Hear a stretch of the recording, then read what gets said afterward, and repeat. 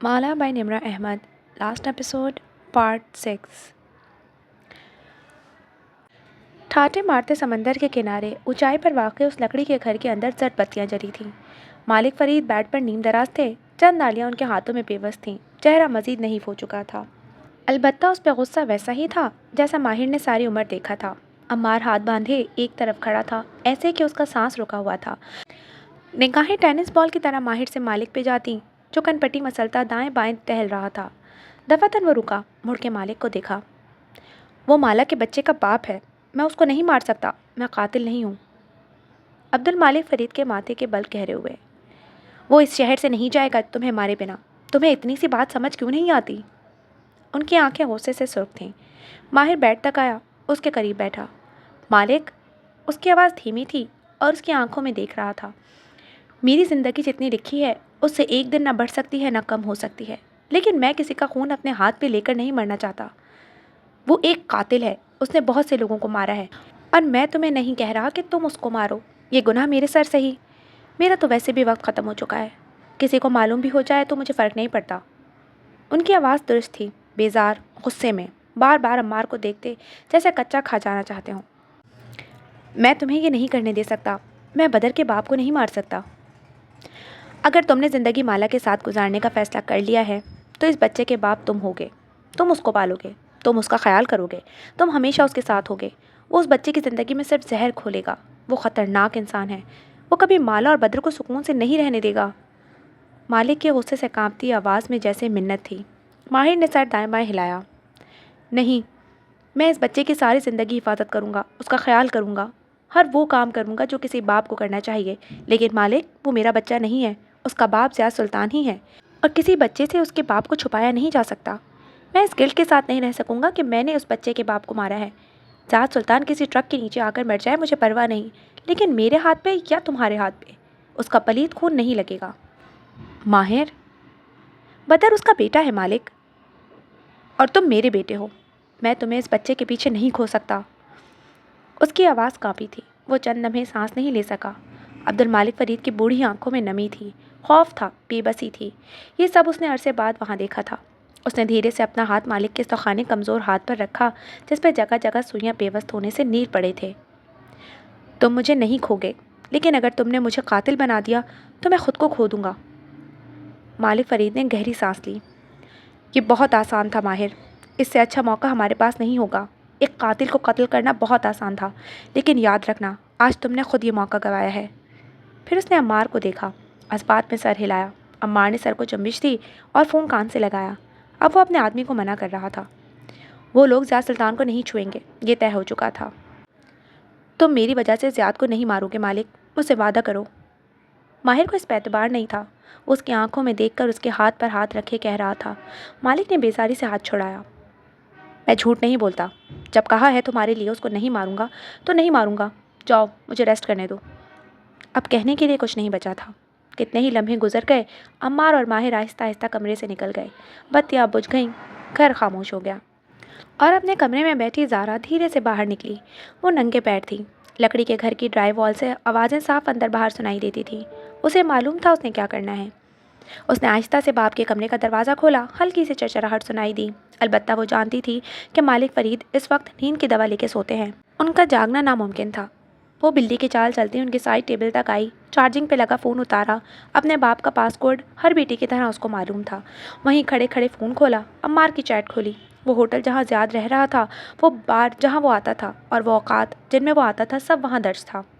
एक अच्छे वफादार मुलाजिम की तरह अम्मार ने हर चीज़ डॉक्यूमेंट करके माहिर फरीद को भेजी थी। उसे कुछ भी नहीं करना था, सिर्फ अपने फ़ोन से मालिक के फ़ोन की तस्वीर ली, फ़ोन लॉक करके वापस रखा और उन्हीं दबे कदमों से बाहर निकल गई। क्या कोई ऐसा था जिसको ज़ारा भी ना ढूंढ सके? सुनहरी धूप कैडी को के उस होटल की खिड़कियों से अंदर छलक रही थी। रिसेप्शन लकड़ी के फर्श और एंटीक फानूसों से मुज़य्यन था। लकड़ी का जीना उतर के बिना आवाज़ के चलता हुआ ज़ियाद सुल्तान नीचे आ रहा था। उसने स्याह पैंट पे भूरी जैकेट पहन रखी थी। जेबों में हाथ डाले आंखें दाएं बाएं घुमा के वो अतराफ का जायज़ा ले रहा था। जब आखिरी जीने पे ठहर गया, लॉबी के सोफे पर जारीना फरीद बैठी थी। टांग पे टांग जमाए उसके सफ़ेद लॉन्ग बूट्स घुटनों के करीब ख़त्म होते थे। वो मुसलसल उसी को देख रही थी। होठों पे मुस्कुराहट थी, ज़ियाद सुल्तान उस पे एक नज़र डाल के आगे बढ़ गया, जैसे पहचाना ना हो। अलबत्ता वो तेज़ी से उठी और उसके पीछे आई। उसके हर कदम के साथ लकड़ी के फर्श पे धमक की आवाज़ आती थी। ज़ियाद सुल्तान। ज़ियाद एकदम पलटा। वो जो करीब आ रही थी झटके से रुकी। क्या चाहती हो? उसका चेहरा सपाट और आंखों में ऐसा तासुर था जैसे वो ज़ारीना को ऊपर से नीचे तक स्कैन कर रहा हो। ज़ारा ने बलदार बालों में उंगलियां चला के उन्हें गर्दन के एक तरफ आगे ला फेंका। वो जैसे बहुत पुरसुकून और शांत थी। हम बैठ के बात कर सकते हैं? क्या बात? अगर मैंने तुम्हें ढूंढ ही लिया है तो बात भी अहम होगी। वो देख सकती थी कि ज़ाद के चेहरे पे एक गैर आरामदेह सा तासुर आया था, चौंक जाने वाला, जैसे वो यहाँ महफूज ना हो। क्या चाहती हो? जो तुम चाहते हो। रिसेप्शनिस्ट ने मेज़ पे रखी घंटी पर जोर से 2-3 दफ़ा हाथ मारा। ट्रिन ट्रिन की आवाज़ आई तो उन्होंने चौंक के उस तरफ देखा। वो बरहमी से उनको घूरते हुए सामने से हटने को कह रही थी। वो चौखट का रास्ता रोक के खड़े थे और बाहर से आती सयाहों की टोली अंदर आना चाह रही थी। ज़ियाद ने अब्रू से इशारा किया और आगे बढ़ गया। वो दोनों साथ साथ होटल से बाहर निकले। सामने एक सड़क थी जो नशीब की तरफ जाती थी। दाएं बाएं दुकानें खुली थीं। सयाहों और मकामी लोगों का एक रश था। तुम क्या जानो मैं क्या चाहता हूँ? तुम माला और माहिर को एक साथ नहीं देख सकते। मैं भी नहीं देख सकती। माहिर अगर मेरा नहीं होगा तो और किसी का नहीं होगा। वो उससे तेज़ चल रहा था। बाहर ठंड थी। अलबत्ता ज़ारा के पास टोपी पहनने का टाइम नहीं था। वो उसकी रफ्तार से मिलने की कोशिश कर रही थी। तुम मुझसे क्या चाहती हो? कहा ना, माहिर ने मुझे नहीं अपनाया लेकिन वो माला को भी नहीं अपनाएगा। ये मैं चाहती हूँ। ज़ियाद सड़क के किनारे रुक गया। पलट के उसे गौर से देखा। उसके पीछे सड़क नशीब की तरफ जाते हुए पानी के किनारे दम तोड़ देती थी। वहाँ से बहुत से बगले उड़ उड़ के उसकी तरफ आ रहे थे।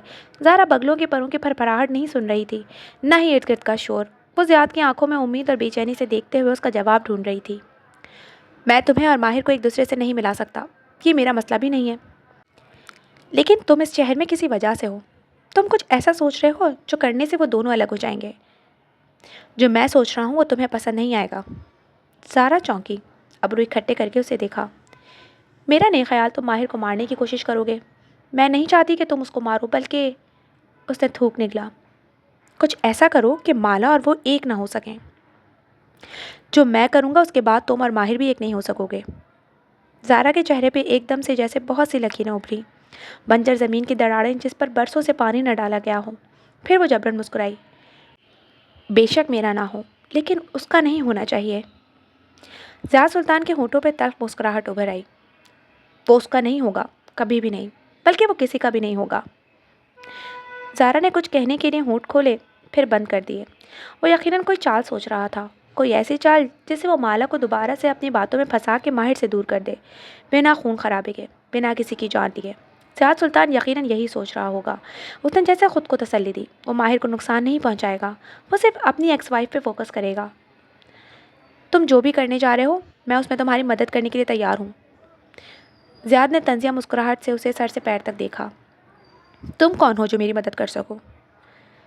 मैं वो हूँ जिसने तुम्हें तलाश कर लिया, हालांकि अपनी तरफ से तुम बहुत खुफिया जगह पर रह रहे थे। ज़ियाद ने होंठ भींच लिए, चंद लम्हे उसे देखता रहा। मुझे तुम्हारी मदद की ज़रूरत नहीं है, और पलट के आगे बढ़ गया। मैं तुम्हारी कॉल की मुंतज़र हूँगी। ज़ारा ने पीछे से आवाज़ दी। ठंडी हवा से उसके बाल उड़ने लगे थे। ज़ियाद सुल्तान दूर जा रहा था और बॉस्फोरस के बगले उड़ उड़ के उसकी जानिब आ रहे थे। वो कभी भी माहिर फरीद को मारने का रिस्क नहीं लेगा। वो यकीनन अपनी बीवी को किसी तरह शीशे में उतार के वापस ले जाने का सोच रहा होगा। वो उसकी मदद कर सकती थी। वो दोनों के दरमियान गलतफहमियां पैदा कर सकती थी। मैं कुछ गलत नहीं कर रही। मैं किसी की जान नहीं ले रही। सिर्फ माहिर को माला से दूर कर रही हूँ। वो बड़बड़ाते हुए वहाँ से पलट गई। वो एक आम सी सुबह थी। हर शय रूटीन के मुताबिक हो रही थी।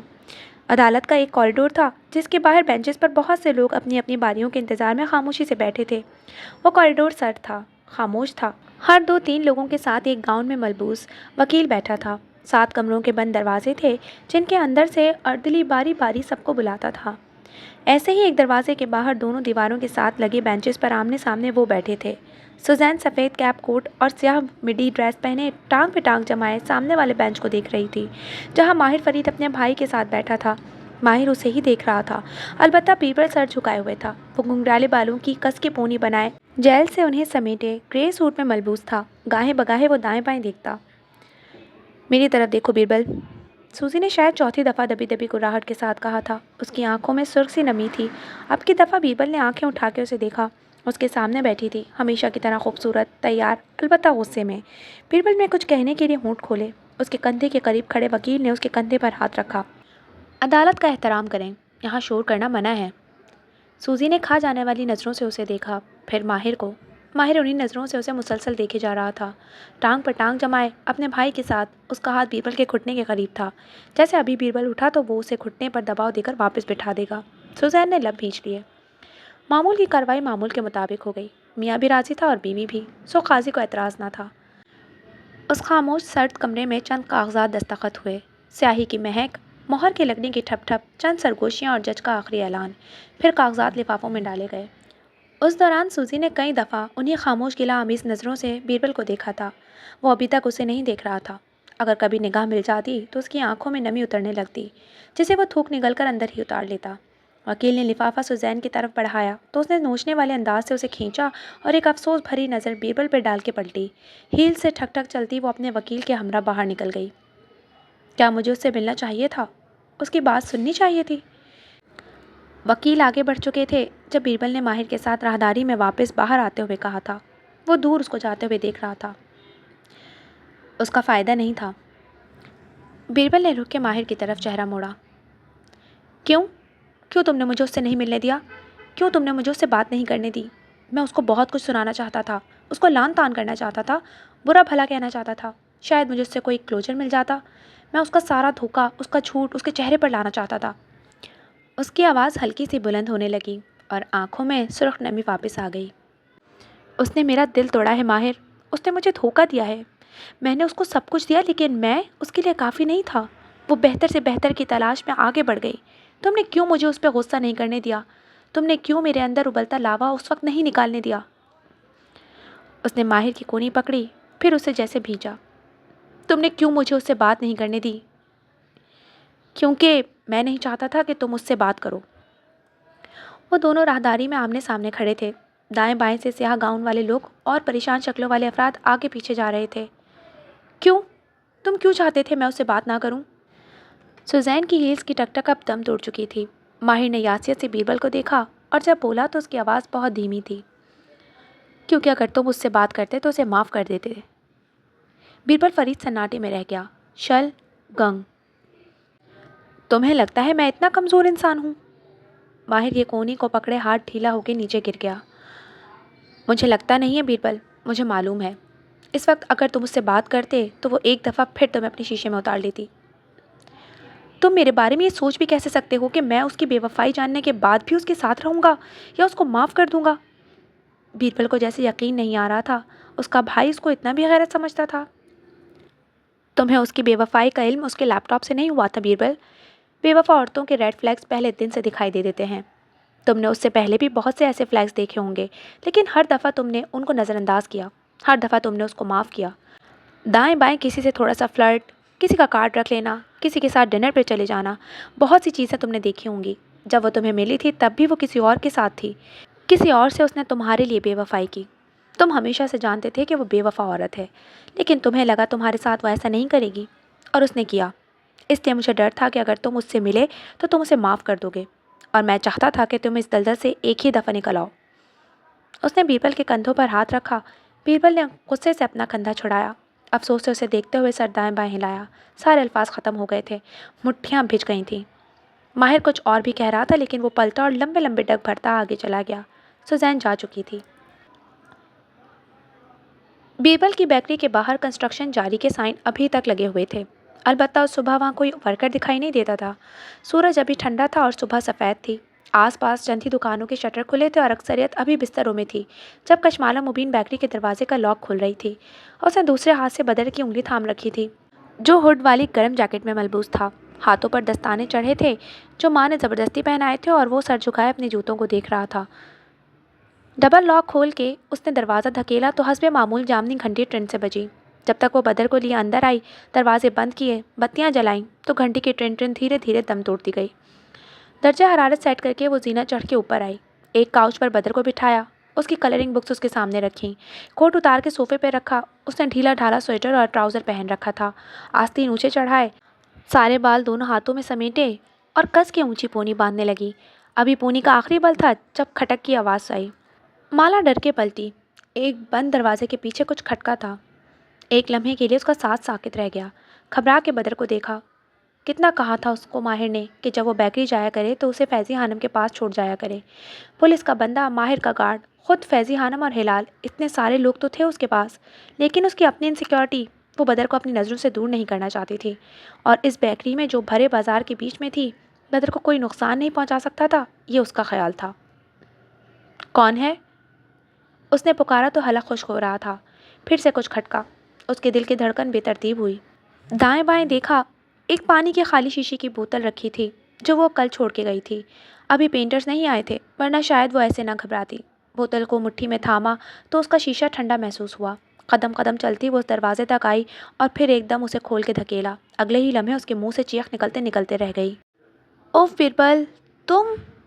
دوسرا ہاتھ سینے پہ رکھے مالا نے بدقت چند گہرے سانس لیے۔ جہاں اعصاب واپس ڈھیلے ہوئے وہاں ماتھے پہ بل پڑ گئے۔ تم یہاں کیا کر رہے ہو؟ وہ دروازہ بیربل فرید کے آفس میں کھلتا تھا اور اس وقت وہ فرش پر بیٹھا کاؤچ کے ساتھ ٹیک لگائے ہوئے تھا۔ ایک باکس سامنے رکھا تھا جس میں چند فریمز تھے، کچھ چیزیں، کف لنکس، ٹائی، مگ۔ وہ ہر شے اس میں سے نکال نکال کر باہر رکھ رہا تھا۔ شاید اسی کا کھٹکار ہوتا تھا۔ کوٹ پیچھے کہیں پھینک رکھا تھا۔ آستین اونچے چڑھے تھے اور گریبان کے بٹن کھلے تھے۔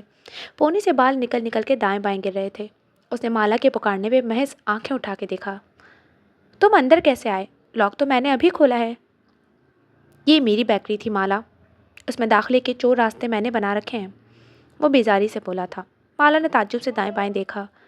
کہاں سے؟ بیربل نے ابرو سے بالکونی میں کھلتے دروازے کی جانب اشارہ کیا۔ یہاں سے راستہ ہے۔ وہ میں نے دیکھا تھا لیکن اس پہ پاس کوڈ لگا ہوا ہے، اور وہ پاس کوڈ صرف مجھے ہی معلوم ہے۔ ڈونٹ وری، اس کو میرے سوا کوئی نہیں کھول سکتا۔ وہ مزید بیزار ہوا تھا۔ مالا نے بوتل ایک طرف رکھی، کانچ کی لکڑی سے ٹکرانے کا کھٹکار ہوا۔ وہ قدم قدم چلتی اس کے قریب آئی، پھر پلٹ کے دیکھا۔ بدر باہر صوفے پر بیٹھا کتاب میں رنگ بھر رہا تھا۔ وہ بیربل کے سامنے فرش پر بیٹھی آلتی پالتی کیے اس کا جھکا سر غور سے دیکھا۔ کل تمہاری کوٹ ہیئرنگ تھی، ہو گئی؟ بیربل کے ہاتھ باکس میں سے چیزیں نکالتے ہوئے ٹھہر گئے، جھکے سر کو اسبات میں ہلایا۔ پچھتا رہے ہو؟ گھنگریالے بالوں والا سر دائیں بائیں ہلا۔ پچھتا نہیں رہا، جو کیا بالکل ٹھیک کیا۔ اس نے میرے ساتھ اچھا نہیں کیا۔ وہ ایک ٹاکسک لڑکی تھی اور اس سے شادی کر کے میری زندگی مزید اجیرن ہو گئی تھی۔ مجھے اس پہ غصہ ہے، اور ماہر سمجھتا ہے کہ میں اتنا کمزور انسان ہوں کہ اس کو معاف کر دیتا۔ اس نے گلا آمیز آنکھیں اٹھا کے مالا کو دیکھا، جیسے سمجھ نہ پا رہا ہو کہ اسے ماہر پہ زیادہ غصہ تھا یا سوزین پہ۔ اپنے بھائی کو تو چھوڑ ہی دو، وہ تو سرٹیفائیڈ روبوٹ ہے۔ بیربل کے چہرے پہ نہ چاہتے ہوئے بھی مسکراہٹ آ گئی۔ پھر دوسرا دکھ یاد آیا۔ مگر مالک بھی یہی سمجھتا ہے کہ مجھے سوزی سے بات نہیں کرنی چاہیے تھی، ورنہ وہ پھر سے مجھے شیشے میں اتار لیتی۔ اور مالک کون ہے؟ اب کی دفعہ بیربل کھل کے مسکرا دیا۔ اس سے بھی بڑا روبوٹ۔ مالا نے گہری سانس لی، باکس کو نرمی سے ایک طرف دھکیلا، ایسے کہ وہ ان دونوں کے درمیان میں سے ہٹ گیا۔ بیربل، میری طرف دیکھو، میں تمہاری دوست بھی ہوں نا؟ بیربل کی شکوہ کناں نظر اس کی طرف اٹھی۔ ایک زمانے میں تم میری دوست تھیں، اب صرف ایسٹ انڈیا کمپنی ہو۔ نگاہیں گھما کے بیکری کے در و دیوار کو دیکھا۔ وہ تو اس روبوٹ کا قصور ہے، میں تو تمہاری دوست ہوں نا؟ بیربل نے دھیرے سے سر ہلا دیا۔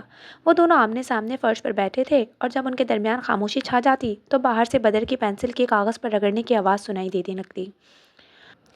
تمہاری دوست ہونے کے علاوہ میں ایک ڈائیورسڈ عورت بھی ہوں۔ مجھے پتہ ہے کہ طلاق کیا ہوتی ہے، اس کا ٹراما کیا ہوتا ہے، اور اسے خود کو نکالنا کتنا ضروری ہوتا ہے۔ مگر وہ کیسے سمجھ سکتا ہے کہ میں اس کو معاف کر دوں گا؟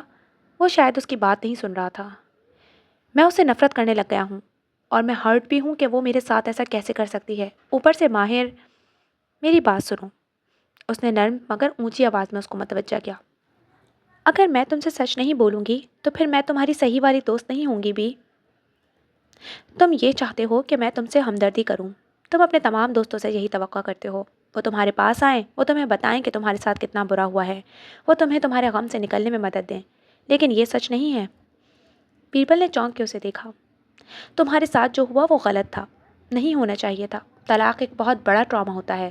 ماہر کے لیے تم سے دستخط کروانا، تمہیں کورٹ میں لے کر جانا اور ہر چیز بظاہر فکس کر دینا بہت آسان تھا، لیکن ماہر کبھی ڈائیورس سے نہیں گزرا۔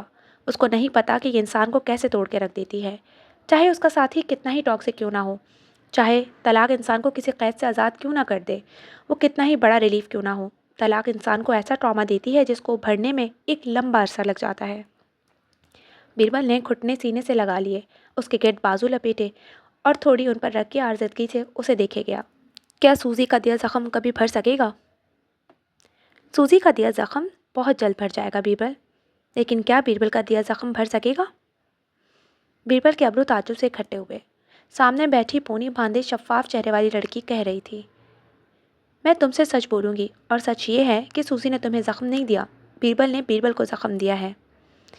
بیربل کے لب ناپسندیدگی میں بھیجے، البتہ وہ خاموشی سے سنتا رہا۔ بہت سے لوگ طلاق یا دھوکے ملنے پہ یہی کہتے ہیں کہ دوسرے شخص نے ہمارے ساتھ یہ کیا، دوسرا شخص ٹاکسک ہے، برا ہے، ویلن ہے۔ لیکن بیربل، سوال یہ ہے کہ اس شخص کو منتخب کس نے کیا؟ اس شخص کی طرف اٹریکٹ کون ہوا تھا؟ اس نے خود کو ایسا بنا رکھا تھا کہ مجھے لگا وہ ایک بہت اچھی لڑکی ہے۔ نہیں، اس نے خود کو ان چیزوں سے آراستہ کر رکھا تھا جو تمہاری کمزوری ہیں، کیونکہ وہ چیزیں تمہارے اپنے اندر بھی موجود ہیں۔ تمہیں وہ چیزیں پسند آتی ہیں، برانڈز، عمارت، خوبصورتی، دکھاوے والی چیزیں، یہ سب سطحی چیزیں ہیں۔ تم اس چمک دمک سے متاثر ہو کے اس کے قریب گئے تھے، اور پھر تم نے اپنا اسٹینڈرڈ اتنا لو رکھا کہ ان چیزوں کی چمک دمک نے وہ سارے سرخ جھنڈے چھوٹے کر کے دکھائے جو تمہیں پہلے دن سے نظر آ رہے تھے۔ سوزین بدلی نہیں تھی، وہ وہی رہی جو وہ ہمیشہ سے تھی۔ ٹاکسک عورتیں پہلے دن سے اپنے ٹاکسک ہونے کے ثبوت دکھا دیتی ہیں، ایسے ہی ٹاکسک مرد خود کو چھپا کے نہیں رکھ سکتے، پھر بھی ہم ان کو منتخب کر لیتے ہیں کیونکہ ہمارے اپنے اندر کمی ہوتی ہے۔ یعنی سوزی سے شادی میری غلطی تھی؟ تمہیں برا لگے گا لیکن یہی حقیقت ہے، یہ تمہاری غلطی تھی، تمہاری چوائس تھی، کیونکہ ہم دوسروں کی اسی چیز سے اٹریکٹ ہوتے ہیں جس کی یا ہمیں خود کمی ہوتی ہے یا ہم نے اپنے اندر اس کو پال رکھا ہوتا ہے۔ ہم اپنی ویلیوز کو دوسروں میں تلاش کرتے ہیں اور یوں ہم لوگوں سے کنیکٹ ہوتے ہیں۔ اگر تمہیں ایک اچھی، سچی اور اتھینٹک عورت چاہیے تو تمہیں سطحی چیزوں سے متاثر ہونے کے بجائے اپنے سٹینڈرڈز کو اتنا اونچا کرنا ہوگا کہ تم لوگوں کے سطح پن کے پار جھانک سکو، کسی کی دولت تمہیں متاثر نہ کرے۔ تم جب کسی لڑکی سے ملو، اور آگے تم بہت سی لڑکیوں سے ملو گے، تو میں چاہتی ہوں کہ تم اس لڑکی کی پرسنالٹی سے کچھ چیزیں مائنس کر دو، ان کی چمکتی دمکتی شکل، ان کی دولت، ان کی دلربا باتیں مائنس کر کے دیکھو کہ پیچھے کیا بچتا ہے۔ کیا اس میں اخلاقی اقدار ہیں؟ کیا وہ سچ بولتی ہے؟ کیا اس کے اندر بہت سی انسیکیورٹیز اور احساس کمتری تو نہیں ہے؟ کیا اس نے اپنی کشش، دولت اور نمائشی چیزوں کو بنا رکھا ہے؟ جب تک تم اپنے اندر موجود اس چیز کو ہیل نہیں کرو گے جو نمائشی چیزوں کی طرف لپکتی ہے، تب تک بیربل تم غلط لڑکیوں کا انتخاب کرتے رہو گے۔ وہ بہت غور سے اس کو سن رہا تھا، وہ اسی نرمی سے کہے جا رہی تھی، ماہر تمہاری چوائس کے خلاف نہیں تھا، وہ ان لڑکیوں کے خلاف بھی نہیں تھا جن کو تم پسند کرتے ہو، بلکہ ماہر تمہارے اندر موجود اس چیز سے واقف ہے جو ہمیشہ ایک ہی جیسی لڑکیوں کی طرف اٹریکٹ ہوتی ہے۔ اگر تم اپنی زندگی میں آنے والی تمام لڑکیوں کا ایک فلو چارٹ بناؤ تو تم دیکھو گے کہ ان میں بہت کچھ مشترک ہے۔ سوزین اسمارٹ تھی، اس نے صرف ریلیشن شپ نہیں رکھا بلکہ شادی بھی کی تاکہ اس کو اس ریلیشن شپ کی قیمت مل جائے۔ آج تم سوزین سے بچ کے نکل گئے ہو، لیکن کل کو اگر تم نے اپنے آپ کو درست نہ کیا تو تم پھر سے اسی طرح کی کسی لڑکی کے ساتھ پھنس جاؤ گے۔ اور میں کیسے بہتر کا انتخاب کروں گا؟ خود کو بہتر بنا کے۔ وہ کہتے ہیں نا کہ تمہیں جو خوبیاں اپنے لائف پارٹنرز میں چاہیے ان کی فہرست بناؤ اور خود وہی فہرست بن جاؤ۔ تم بہتر لڑکیاں اٹریکٹ کرو گے اور خود بھی بہتر لڑکیوں کی طرف اٹریکٹ ہوگے۔ پھر یہ سطحی چمکتی دمکتی لڑکیاں جن کی ویلیوز نہیں ہیں، جو جھوٹ بولتی ہیں، اپنے اصل سے دور بھاگتی ہیں، اپنے احساس کمتری کو چھپا کے رکھتی ہیں، یہ لڑکیاں پھر تمہیں پسند نہیں آئیں گی، تم ان سے دور بھاگو گے۔ لیکن مجھے کیسے معلوم ہوگا کہ کوئی لڑکی سچی اور اوتھینٹک ہے؟ کیونکہ لڑکیاں ایکٹنگ کرتی ہیں، خود پہ ململ چڑھا کے رکھتی ہیں۔ جب تم خود اندر سے سچے بن جاؤ گے، اپنے احساس کمتری سے نکل کر اپنی ذات پر محنت کرو گے نا، اپنی ویلیوز کو اونچا کرو گے، تب بھرے مجمع سے بھی ایک خالص اچھی لڑکی کو تم دور سے پہچان لو گے۔ تمہیں لوگوں کا سچ اور جھوٹ صاف صاف دکھائی دے گا۔ وہ لڑکی نہ تمہاری دولت سے متاثر ہوگی، نہ ان چیزوں سے جن کو پیسے سے کوئی بھی خرید سکتا ہے۔ وہ تمہاری ذات کو جاننے کی کوشش کرے گی۔ وہ تم سے ان سطحی چیزوں کی وجہ سے محبت نہیں کرے گی، بلکہ اس کو تمہارے اندر وہ سب نظر آئے گا جو ہمیں نظر نہیں آتا۔ مجھے، ماہر، مالک، ہم سب کو بیربل کی دولت سے یا اس کے برانڈز والے کپڑے جوتوں سے کوئی دلچسپی نہیں ہے۔ ہم بیربل کو اس کے اپنے لیے پسند کرتے ہیں، تمہارے سینس آف ہیومر، تمہارا نرم دل، ہم اس سب کے لیے تمہیں پسند کرتے ہیں۔ جب اپنے اوپر سے یہ تہے اتارو گے تب خالص لڑکیاں خود ہی تمہاری طرف متوجہ ہو جائیں گی، سمجھ رہے ہو؟ بیربل نے سر جھکا لیا اور گردن اس بات میں ہلائی، میں کوشش کروں گا۔ طلاق کے بعد سب سے اہم چیز تھراپی ہوتی ہے۔ دوستوں کے پاس جا کے اگر اپنا غم نکالو گے تو وہ تمہیں صرف تمہاری مرضی کی بات کہیں گے، اس لیے بہتر ہے کہ تھراپسٹ کے پاس جاؤ، وہ تم سے ناگوار سچ بولے گا۔ اگر تم سچ سننے کی تاب نہیں رکھتے ہوگے تو 1-2 سیشنز کے بعد بھاگ جاؤ گے، لیکن یاد رکھو تھراپی بہادر لوگوں کا کام ہے جو خود کو فیس کرنے کی ہمت کر سکتے ہیں۔ بیربل نے سر پھر سے ہلایا، ناک سے گیلی سانس اندر کھینچی، پھر چہرہ اٹھا کے اسے دیکھا تو آنکھوں میں ممنونیت تھی۔ تھینک یو مالا، تھینک یو۔ وہ مسکرا کے اٹھ کھڑی ہوئی۔ میں اپنا میورل بنانے جا رہی ہوں، اگر تم اپنے غم سے نکل آؤ تو میری مدد کرا دو کیونکہ پینٹرز کو آنے میں کافی دیر لگے گی۔ بیربل نے مٹھی کی پشت سے آنکھیں رگڑیں اور گردن اونچی کر کے اسے دیکھا۔ میں خود پہ محنت کروں گا اور ایک بہتر انسان بنوں گا، لیکن کل سے، آج میں کسی محنت کے موڈ میں نہیں ہوں۔ اوکے، لیکن میں دوپہر میں چلی جاؤں گی، مجھے ایک کام سے جانا ہے، میرے کچھ پارسل آئیں گے، تم ان کو میرے لیے سائن کر دو گے؟ کر دوں گا، وہ قدرے اکتاہٹ سے بولا، پھر چونک کے اسے دیکھا۔ تمہیں دوپہر میں کہاں جانا ہے؟ مالا ہلکا سا مسکرائی۔ سوزین بہت ٹاکسک تھی لیکن اس نے مجھے ایک پتے کی بات بتائی تھی، اسی کے بارے میں کچھ کرنے جا رہی ہوں۔ کیا؟ وہ بے قراری سے بولا، اس کا ذکر ابھی تک اس کو ڈسٹرب کر دیتا تھا۔ مالا جواب دیے بنا مسکراہٹ اچھالتی باہر ہال کی طرف چلی گئی۔ وہ کچھ دیر خفگی اور تجسس سے اسے سوچتا رہا، پھر واپس اپنے باکس کی طرف متوجہ ہو گیا۔ سوزین کی یادیں، تحفے، ہر شے ایک کوزے میں بند ہو کے اس کے سامنے پڑی تھیں۔